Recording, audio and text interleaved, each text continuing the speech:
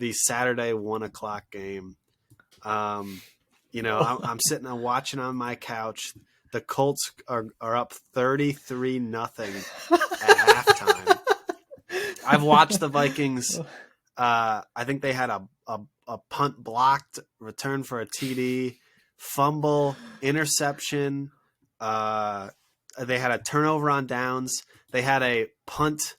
They tried to go for a fourth and 5 with a fake punt pass. Oh, that didn't work. That didn't work. All in the first half, down 33-0. And I was sick. I'm not sure if people can tell, but I'm coming out of it now. But I was sick most of the weekend, and I start to think I'm having fever dreams while watching this game, watching the Colts and Jeff Saturday on Saturday go up 33-0. That would have been legendary. First coach who's named Saturday to play on Saturday and win. That would have been history right there. But instead, I think he's now the first to lose. History. Coaches named Saturday playing on Saturday have a 0% win rate, actually. But yeah, win percentage. So then in the second half, if my hallucinations got even crazier, because the Vikings end up going on a 36-3 run and tie the game in regulation. They end up basically going to overtime and winning with a field goal at the last second. At some point in the overtime, it looked like possibly no one was going to score and it was going to be a tie. And so it came to the point where this game was going to be historic almost no matter what happened. If the Vikings won, it was going to be the largest comeback in NFL history, which is what happened. Which it was, yeah. If they tied, it was actually going to be the first time that a team had tied twice in a season. That would be the Colts having 2 ties, which has never happened. But nonetheless, the Vikings pull out the win, and they are now, I think, 11-3. And they own the largest comeback in NFL history. Jack, thoughts on this game? Thoughts on this game? I mean, yeah, I forgot there were Saturday games, as I'm sure many people did. Until I looked, I was like, oh yeah, like 2 p.m. Oh yeah, there's a game on right now. It's like 2:30. I go to check the game. I think I remembered it was going to be Colts Vikings. I look up Colts Vikings, and I look it up and I see this and I'm like, and I see 33-0, and I'm like, wow, the Vikings are really running away with this one. Yeah. And then I realized, wait a second. Wait, the Colts? And I was like, oh, how did this happen? Like, how Matt Ryan has 1 touchdown pass. How is this happening? I think he ended the game with only 1 touchdown pass. He did. Less than 200 yards passing with touchdown pass is how he ended the game. That was like, and I saw it at the end of the first half, so it was still 33-0. The Vikings, I'm surprised that they staged this amazing comeback, and that's great, right? But it's also like what happened? Why were you down 33-0 to the Jeff Saturday Matt Ryan Colts without a Jonathan Taylor? It would blah blah blah. Keep going down the list. Like, how did you get into the situation? That's kind of worrying. They were able to get out of it. For the Colts, I mean, the Colts weren't going to make the playoffs realistically. I think they technically could have won the division still if they won, but who cares? Like, they weren't going to win out. Doesn't really mean anything with Colts. Okay, Colts are bad. Jeff Saturday will not be the coach next year. We know this. I don't know about that. We'll see. He might be a coach. I could see them moving him to O-line coach or whatever. Like, I could maybe shuffle him out. If he's a head coach next year, then I don't know. Because blowing a 33-0 lead, actually, and they had a lead against the Eagles with Jeff. Like they've blown a couple leads. I would hope. That's the thing. Yeah. I agree with you. This had nothing to do with the Colts. The Vikings somehow managed to beat themselves and the Colts in the same game.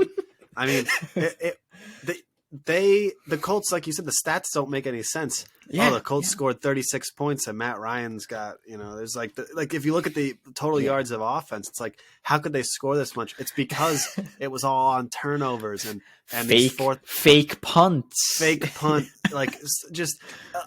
Vikings top to bottom in the first half played defensively, offensively, special teams, one of the worst halves I've ever seen. 3 sides of the ball. You know? Yeah, and then in the second half, the exact opposite.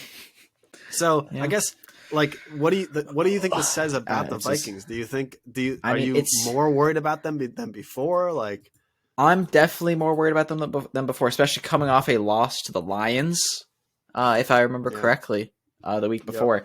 I'm definitely. I mean, a lot of the games have been 1-score games. This doesn't mean they're bad because they're winning the 1-score. Like, that doesn't mean they're a bad team. That all their wins are only 1-score. Blah blah blah. Like, not all, but like that sort of thing. But people have been kind of shaky on them a lot of the season. The Lions were favorites. The Vikings were like 9-2 or 10-2. I think it would have been. I think it'd be 10-2. yeah, 10 They and were 2, like 10-2, and they were underdogs to the Lions who had a losing record. Right? There's a reason that happens. That people have been kind of cagey on them, and Mhm. I hadn't been as cagey on them. These past couple of weeks are making me more cagey on them. Especially, I may not have been a significant thing. I thought I saw Justin Jefferson may have an injury or something. I'd have to fact check this. He was out a couple of times during the game. He had a chest issue, then he had come back in, then he was out for concussion, I believe, because he got hit up high, defenseless receiver. But I don't know. I think he's going to be all right. Yeah. Or that's good. But I'm slightly cagey on them. Could I see them winning a wild card game? Right. Because I don't think they're going to get the 1 seed. But if they're the 2 seed and they get to play the Commies, or the Giant, or who won, the Giants won, and they get to play the Giants, I could still see this team winning a playoff game. But it makes me, this team against the 49ers, even the Brock Purdy 49ers, frankly, this team, a rematch against the Lions, a lot of these things I would be kind of, despite their amazing record, despite some of the stats they're putting up, I would be kind of cagey on them. All right, very interesting because I kind of disagree. All right, after this weekend, all right, I don't want to go crazy here, but what if they can win while down 33-0? What? I mean, what else? I mean, they were down. What they lost 40-0 to the Cowboys or something like crazy like that, or 45-7 or whatever it was. Like, okay, that's fine and all, but I guess they could have easily came all the way back and almost won that or won that game because it's what we saw this weekend. If you're the Vikings, you got to walk into any game and be in any situation and at this point tell yourself, this team, we can doesn't matter. We can come back from that. They can score at any moment. We can score. And that's the thing about having a really high powered offense and having guys like Justin Jefferson and Dalvin Cook is you can have a screen go for 65 yards and a TD just like that, and now you're back in the game. I'm not going to say like, oh, I'll take the Vikings to go to the Super Bowl, but would I be shocked if they make a run here? No, because it's like you said, all these games that they've been playing, it's been tight games, it's been big moments, and we kill Kirk Cousins, but here we are, primetime Kirk looked like he was going to lay another egg, and this is the 1 o'clock hour, so hardly primetime. But no, this is the only game on. This is all that they're watching. Yeah. So eyes on him. I like it for the Vikings personally. That's me. But I see your take. And I at least had I don't hate it. Right. I was kind of expecting when you started saying, I was like, I see what he's saying. That makes enough sense. I was seeing that.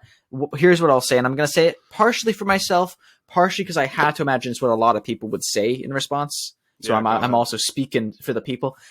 They were playing the Jeff Saturday Colts, right? They somehow got up 33-0, but at the same time, anything can happen, man. Why? Like, it should have been, if they kneeled it out every time when they were up 33-0, like, I'd have to do it out. But if you kneel it or you get like a 2-yard run, if you average 1 yard a carry on runs in the second half and they just run and don't fumble, do they win? Purely on time? I don't know. Maybe I don't know. And it's like, and that's obviously kind of this is partially conjecture, but like that's the sort of like I could like. I'd wonder if it's anyone else but the Colts does this. I mean, it could happen to the Texans probably, but but they were. We'll get to that. But I mean, that's the caveat I would put. Like, I definitely get what you're saying, and I actually do half agree with it. I just half half this other thing. And I'd imagine many people would, who were already caged in the Vikings, wouldn't get, would say, okay, wow, like they were scored this crazy amount of points, staged this crazy comeback, but come on, against against an ESPN analyst and Okay. head coach. I hear you loud and clear.